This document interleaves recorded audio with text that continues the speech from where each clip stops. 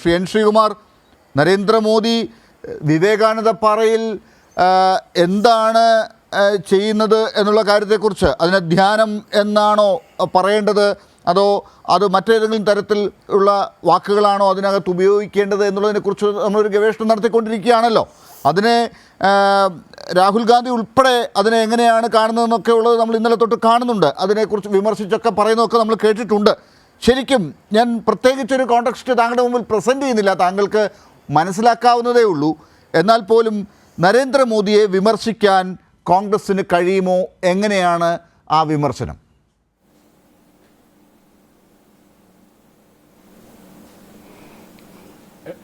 Doctor Lal, തെരഞ്ഞെടുപ്പിൻ്റെ അവസാന ഘട്ടത്തിൽ ഇങ്ങനെ ഒരു ദുരന്തപൂർണമായ ചോദ്യം ഞാൻ താങ്കളിൽ നിന്ന് പ്രതീക്ഷിച്ചില്ല. നരേന്ദ്രമോദിക്കെതിരെ പ്രസംഗിച്ച് രാപകലില്ലാതെ നടക്കുന്ന ഒരു നേതാവല്ലേ രാഹുൽ ഗാന്ധി? ആ രാഹുൽ ഗാന്ധിയുടെ നേതൃത്വത്തിലുള്ള ഇന്ത്യ മുന്നണിയുടെ നേതാക്കളല്ലേ രാജ്യം മുഴുവൻ ഓടി നടക്കുന്നത്? അതിലില്ലാത്തൊരു നേതാവിനെക്കുറിച്ച് ഞാനിവിടെ പറയുന്നില്ല. അതൊക്കെ പിന്നെ ചർച്ച ചെയ്യുമ്പോൾ അതൊക്കെ പറയാം. നരേന്ദ്രമോദി വിവേകാനന്ദ പാറയിൽ പോയി ധ്യാനിച്ചാൽ അത് അദ്ദേഹത്തിൻ്റെ വ്യക്തിപരമായ കാര്യമോ അല്ലെങ്കിൽ BJPക്കാർക്ക് എന്തെങ്കിലും ഗുണം കിട്ടാൻ വേണ്ടിയുള്ള ധ്യാനാന്തരിതമായ കടമയോ ഒക്കെ ആയിരിക്കുക. അതവിടെ നിൽക്കട്ടെ. എന്തായാലും സ്വാമി വിവേകാനന്ദൻ്റെ സന്നിധിയിൽ പോയിട്ട് ധ്യാനം വരുന്ന അദ്ദേഹത്തിന് വിവേകമുണ്ടാകുമെങ്കിൽ അത് നല്ല കാര്യമായിട്ട് നമ്മൾ കരുതുകയാണ്. മഹാത്മാഗാന്ധിയെ ലോകമറിഞ്ഞത് 1982 ആറ്റൻബറോൻ്റെ സിനിമ ഇറങ്ങിയ ശേഷമാണെന്ന് പറഞ്ഞ ഒരു പ്രധാനമന്ത്രിയാണ് വിവേകാനന്ദ പാറയിലേക്ക് ധ്യാനമിരിക്കാൻ പോയത്. ഇന്ത്യ കണ്ട ഏറ്റവും വലിയ സന്യാസി എന്ന് പറയുന്നത്, ഏറ്റവും വലിയ വിശ്വാസി, ഏറ്റവും വലിയ മതവിശ്വാസി, ഏറ്റവും വലിയ രാഷ്ട്രീയ പ്രവാചകൻ, ഇതെല്ലാം ഉൾക്കൊണ്ട ലളിത ജീവിതം നയിച്ച ഒരു മനുഷ്യനാണ് മഹാത്മാഗാന്ധി. ആ മഹാത്മാഗാന്ധിയെ ലോകമറിഞ്ഞത് 1982 ശേഷമാണെന്ന് പറഞ്ഞൊരു പ്രധാനമന്ത്രിയെക്കുറിച്ച് ഞാൻ കൂടുതലൊന്നും വിശദീകരിക്കുന്നില്ല. അവിടെ ധ്യാനം ഇരിക്കുന്നോ എന്നുള്ളതല്ല വിഷയം. ധ്യാനം എന്ന് പറയുന്നത് ഒരു വിഷയത്തെക്കുറിച്ച് ഏകാഗ്രമായിട്ട് ഇടതടവില്ലാതെ ചിന്തിച്ചുകൊണ്ടിരിക്കുന്നതാണ്. അത് ഈശ്വരചിന്തയാകാം, മറ്റേ അദ്ദേഹത്തിൻ്റെ മനസ്സിലുള്ള സച്ചിന്തകളൊക്കെ ആകാം. അതൊക്കെ അവിടെ നിൽക്കട്ടെ. പക്ഷേ പ്രധാനമന്ത്രി എന്തുകൊണ്ടാണ് ഇങ്ങനെ ധ്യാനം ഇരിക്കാൻ തീരുമാനിച്ച് എന്നൊരു രാഷ്ട്രീയ ചോദ്യം ഇവിടെ ശ്രീ ശിവദാസൻ ഉന്നയിക്കുന്നുണ്ട്.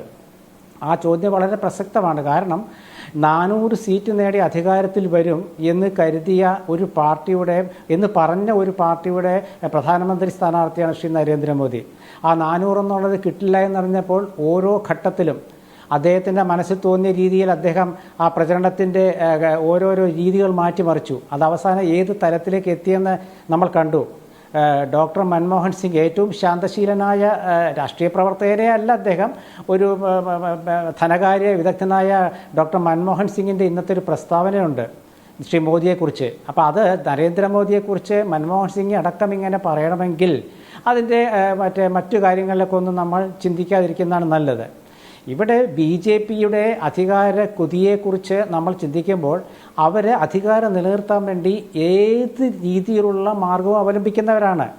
അപ്പോൾ ധ്യാനമിരിക്കുന്ന പ്രധാനമന്ത്രി അദ്ദേഹത്തിൻ്റെ വിശ്വാസം എന്ത് അടിസ്ഥാനത്തിലായാൽ തന്നെ ഇവിടെ രാജ്യത്ത് വിവിധ സംസ്ഥാനങ്ങളിൽ വോട്ടെടുപ്പിലൂടെ അധികാരത്തിൽ വന്ന കോൺഗ്രസ് ഗവൺമെൻറ്റുകളെ ഏത് രീതിയിലാണോ മറിച്ചിട്ട് അത് BJPയുടെ കയ്യിൽ എത്തിച്ചത്, ആ നിലയിലുള്ള ഒരു ചിന്തയാണ് നമ്മുടെ BJPയുടെ നേതാക്കൾക്കൊക്കെ ഉള്ളത്. അതിൽ നിന്നും പ്രധാനമന്ത്രിയും വ്യത്യസ്തനല്ല. അപ്പോൾ ആ നിലയ്ക്ക് അദ്ദേഹം ധ്യാനമിരിക്കുന്നത് ഞാൻ അദ്ദേഹത്തിൻ്റെ വ്യക്തിപരമായ കാര്യമായിട്ട് വിടുകയാണ്. കാരണം ധ്യാനം ഇരുന്നത് കൊണ്ട് പ്രത്യേകിച്ച് ഇന്ത്യ മുന്നണിക്ക് കോട്ടമൊന്നും സംഭവിക്കാൻ പോകുന്നില്ല. മാത്രമല്ല അതിന് മുമ്പ് തന്നെ മഹാത്മാഗാന്ധിയെക്കുറിച്ച് പറഞ്ഞ് അത് അങ്ങനെ ഒരു ആയുധം ഇന്ത്യ മുന്നണിക്ക് കൊടുത്തത് കൊണ്ട് ഈ തെരഞ്ഞെടുപ്പിൻ്റെ അവസാന ഘട്ടത്തിൽ മഹാത്മാഗാന്ധി ഒരു ചർച്ചാ വിഷയമായി. മഹാത്മാഗാന്ധിയെ അപമാനിച്ച ഒരു പാർട്ടിക്ക് എന്തിനു വോട്ട് ചെയ്യണമെന്ന് ബാക്കിയുള്ള 10-50 മണ്ഡലത്തിലെ വോട്ടർമാർ ചിന്തിച്ചാൽ ആ ചിന്തയായിരിക്കും ഏറ്റവും വലിയ ധ്യാനമെന്ന് ഞാൻ കരുതുന്നു. കാരണം ജനങ്ങൾ ധ്യാനിച്ചുകൊണ്ടിരിക്കുകയാണ്. കഴിഞ്ഞ കുറേ വർഷങ്ങളായിട്ട് ഇന്ത്യയിലെ ജനങ്ങൾ ധ്യാനത്തിലാണ്. ആ ധ്യാനം നിശബ്ദതയാണ്.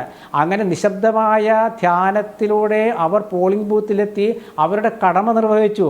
അങ്ങനെ കടമ നിർവഹിച്ച അവർ ആ ധ്യാനത്തിൽ നിന്നും ഉണരുമ്പോൾ രാജ്യം വീണ്ടും പ്രഭാതത്തിലേക്ക് എത്തും.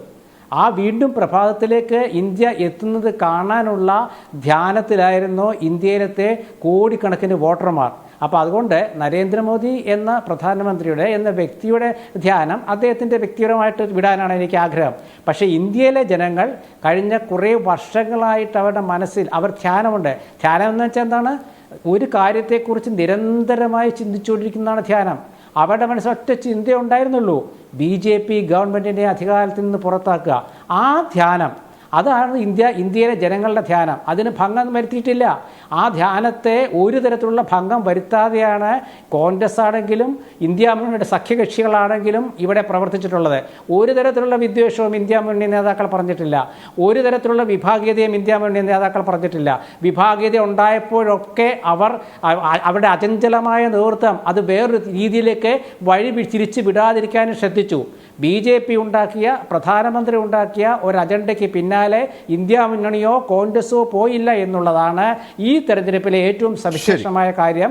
അതിൻ്റെ ഫലം ജൂൺ 4 വരുമ്പോൾ നമുക്ക് വ്യക്തമായിട്ട് വരും. അതുവരെ ഈ ധ്യാനത്തെ പ്രധാനമന്ത്രിയുടെ ഒരു സ്വന്തം അദ്ദേഹത്തിൻ്റെ താല്പര്യപ്രകാരമുള്ള ധ്യാനമായിട്ട് മാത്രം വിടുക. അതുകൊണ്ട് എന്തായാലും ഇന്ത്യ മുന്നണിക്ക് ഒരു കോട്ടവും സംഭവിക്കാൻ പോകുന്നില്ല.